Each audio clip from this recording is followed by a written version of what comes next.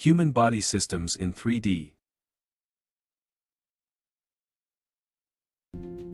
The skeletal system gives shape to the body. It protects organs.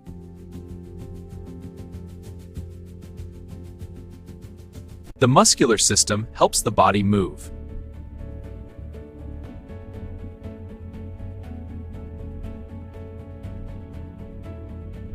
The brain is in the head. It connects to the body through the spinal cord. Nerves reach all parts of the body. When we touch something, a message sends a message back. The heart is located in the left side of the chest. It pumps blood through the circulatory system. Arteries carry blood away from the heart. Veins return it. The respiratory system helps us breathe. The lungs expand to take in air and contract to release it. This is the breathing process. Food enters through the mouth. It moves down the food pipe.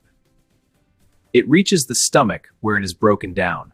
Here it moves into the and are absorbed into the body. The kidneys filter waste from the blood.